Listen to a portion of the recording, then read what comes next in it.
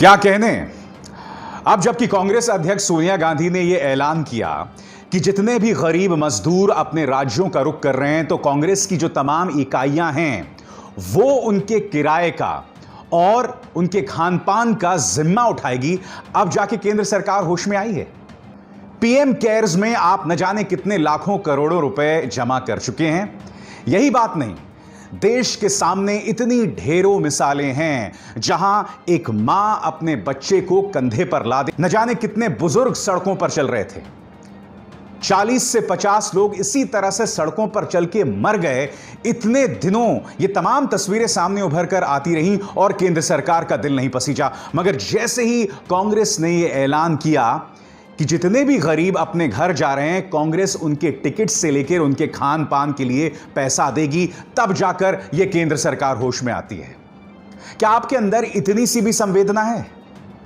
मैं आपको बताना चाहूंगा कि दरअसल केंद्र सरकार की तरफ से जो फरमान जारी किया गया था वो कितना संवेदनहीन है। आपकी स्क्रीन पर 11C, इसे पढ़िएगा। पहले मैं आपको अंग्रेजी में पढ़ के सुनाना चाहता हूं और बाद में मैं इसका हिंदी में तर्जुमा करूंगा। The local state government authority shall hand over the tickets to the passengers cleared by them and collect the ticket fare and hand over the total amount to railways। यानी कि जो लोग अपने घर की ओर जा रहे हैं, राज्य सरकारें जो हैं उन्हें टिकट्स देंगे और उन्हीं पैसेंजर्स को टिकट्स देंगे जिनका नाम उन्होंने क्लियर किया है, और जो पैसा इनसे इकट्ठा होगा वो जाएगा केंद्र सरकार को, यानी कि भारतीय रेलवेज को। अब तक तो आपने यह फरमान जारी किया हुआ था, मगर जैसे ही कांग्रेस अध्यक्ष सोनिया गांधी ये ऐलान करती है, उसके बाद केंद्र सरकार का दिल पसीजता है और फिर वो ये ऐलान करते हैं। मैं आपको बताना चाहता हूं कि रेलवे बोर्ड के चेयरमैन वीके यादव ने क्या कहा था। हमने जानबूझकर यह फैसला लिया कि लोगों से टिकट के पैसे लिए जाएंगे ताकि सिर्फ जरूरतमंद ही ट्रेन का इस्तेमाल करें। एक बार आप फ्री कर देते हैं तब हर कोई सफर करने के लिए एलिजिबल हो जाता है, और ऐसे में इन्हें कोरोना वायरस के लिए स्क्रीन करना मुश्किल हो जाता है।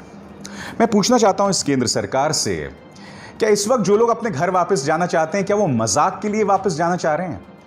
अगर शहर, अगर राज्य उनके देखभाल का, उनके रहन सहन का अच्छा इंतजाम करती, तो ये लोग क्यों अपने घर के लिए जाते? मैं आपसे एक सवाल पूछना चाहता हूं। ये तस्वीर देख रहे हैं आप?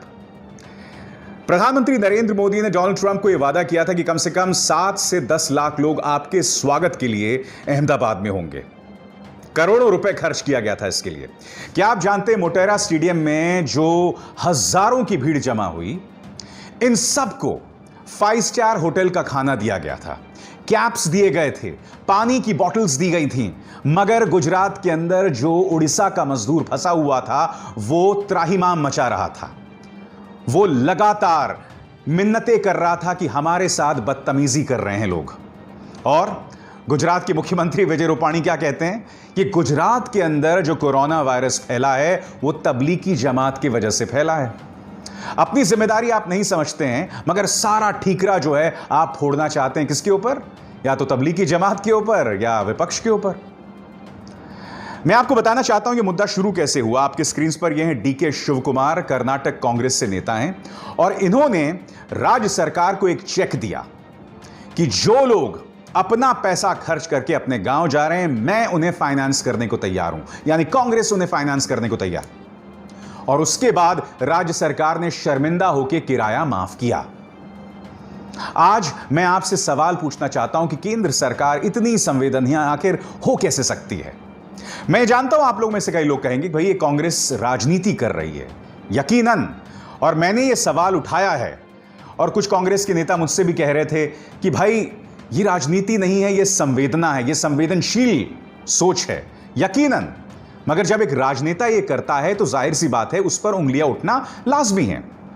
मैं आपको बता दूं, मेरे साथ जुड़ रहे हैं कांग्रेस के नेता गौरव वल्लभ, और गौरव वल्लभ से मैंने पहला सवाल यही किया है कि कांग्रेस ने भी जो अपनी तरफ से ये घोषणा की है, ये राजनीति है या गरीब मजदूरों के लिए दिल में दर्द?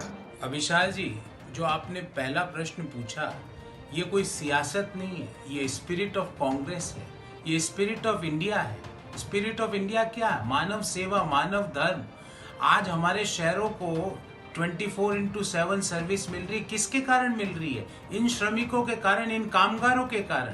और इन कामगारों को 3 घंटे का, 3.5 घंटे का नोटिस देके लॉकडाउन चालू कर दिया जाता है। पिछले 40 दिन से ना उनके पास काम है, ना उनके पास धान है, ना उनके पास दवा है, ना उनके पास अपने घर जाने का कोई साधन है।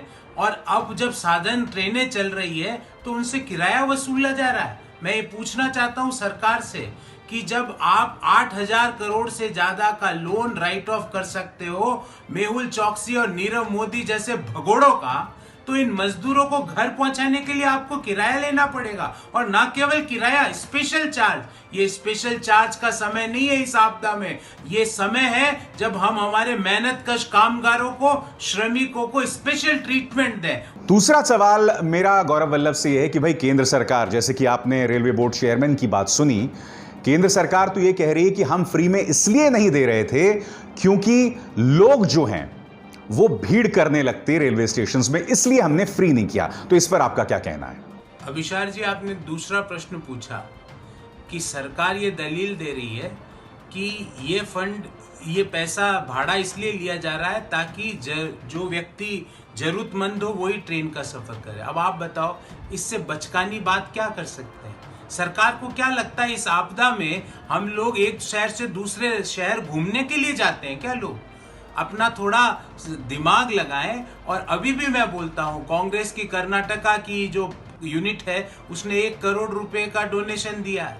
हम कांग्रेस का हर कार्यकर्ता, भारत का हर व्यक्ति, जैसा उसका यथासंभव उसका सामर्थ्य है, एक एक पैसा जोड़कर इन मजदूरों को निःशुल्क हम उनके जहां वो काम करते हैं वहां से लेके जहां के वो रहने वाले हैं निःशुल्क यात्रा की व्यवस्था करवा के रहेंगे। क्योंकि हम पीएम केयर या इस तरह के फंड की बात नहीं करते, हम इंडिया केयर की बात करते हैं। आज मैं आपसे कुछ सवाल पूछना चाहता हूं।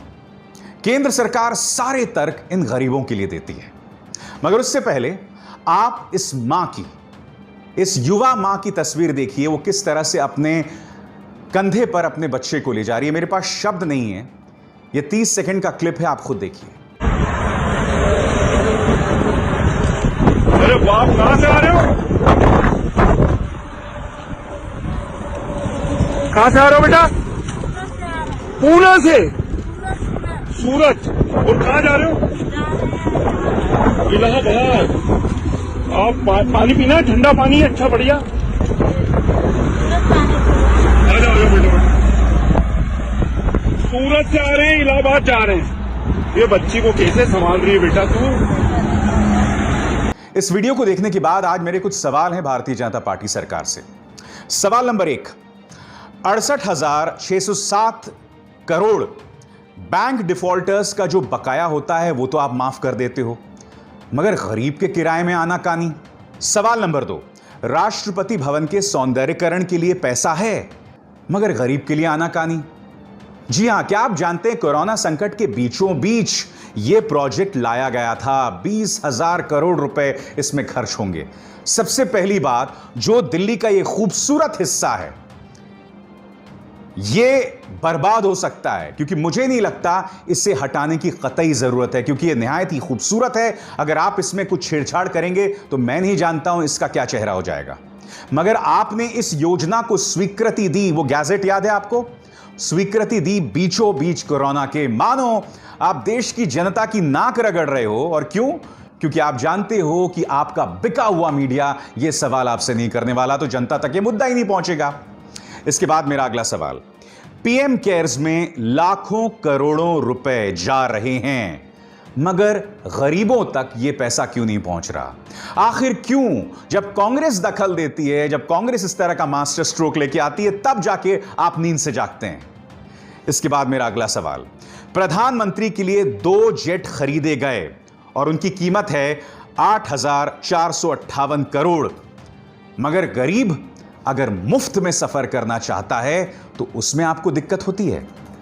मैं फिर से उस गरीब औरत की आपको तस्वीर दिखाना चाहता हूं जो अपने कंधे में अपने मासूम बच्चे को ले जा रही है। ये वो तस्वीर है।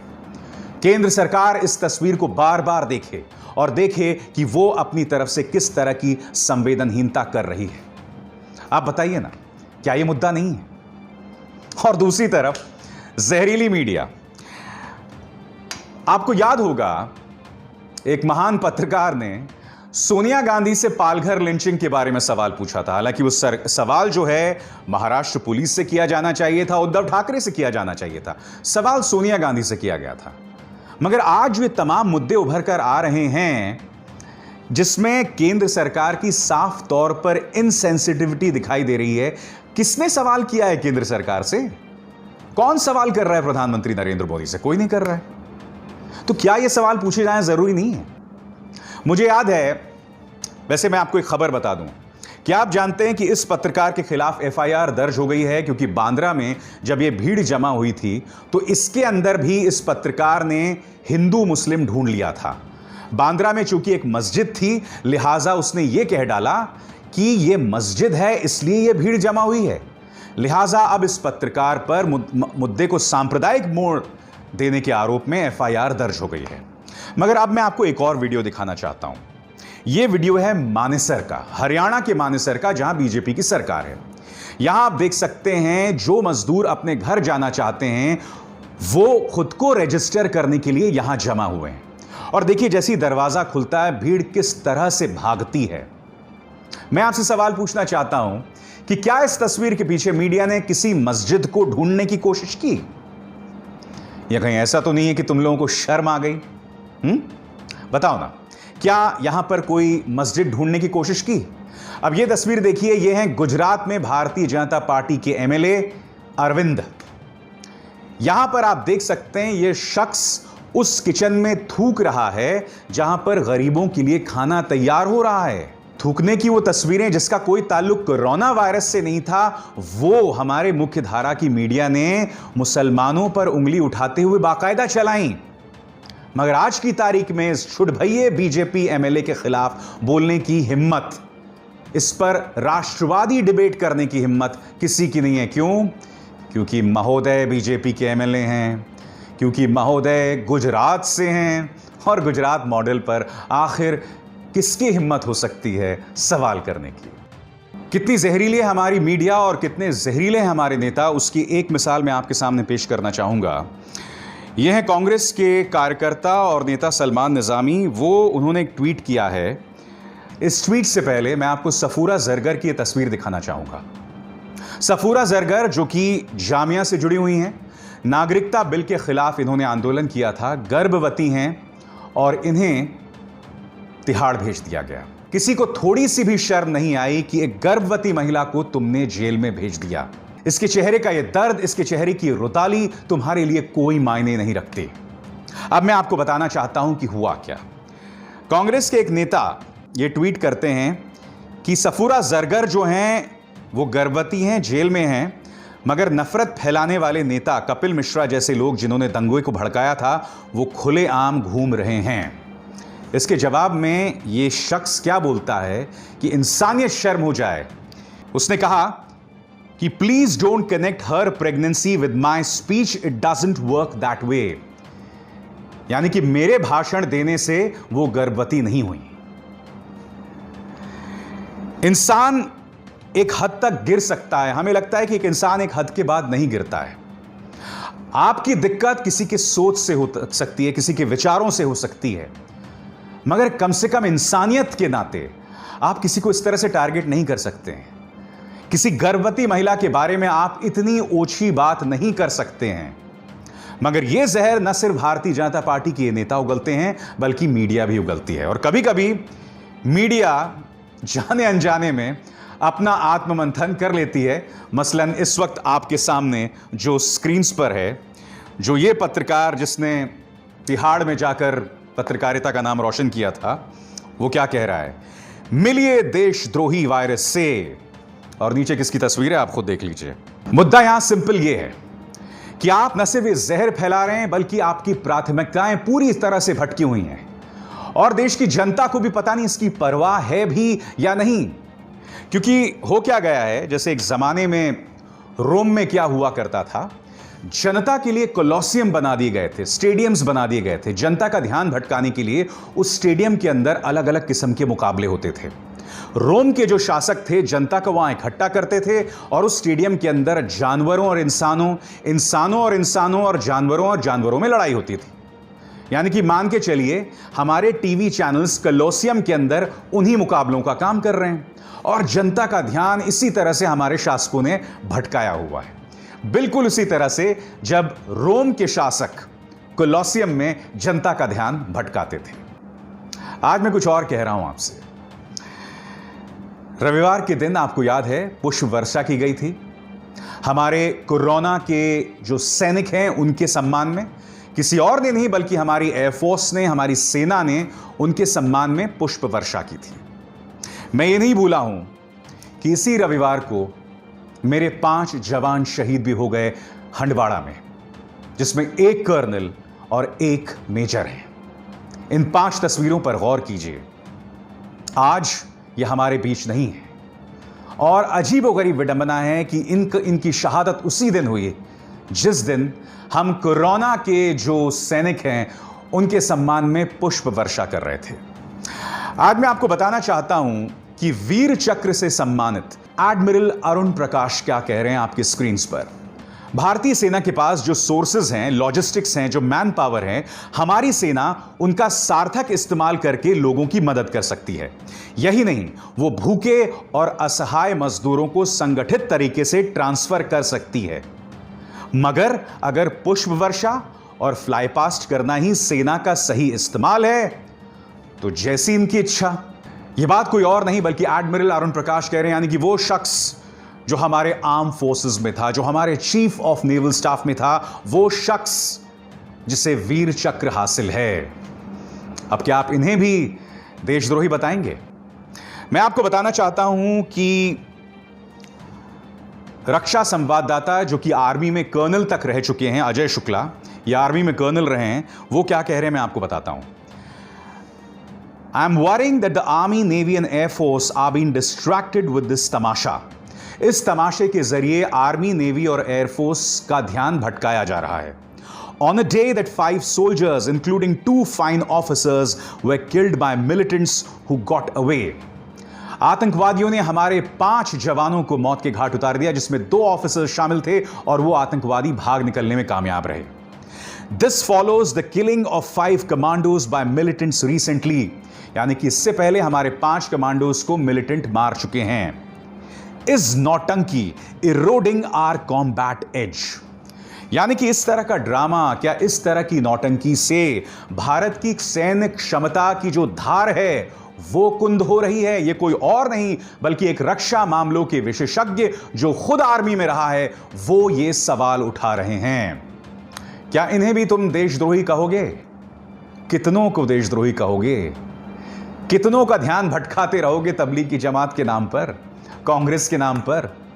मुद्दे तुम्हारे सामने मुंह बाहे खड़े हैं मगर तुम अपनी आंखें मूंदे खड़े हो।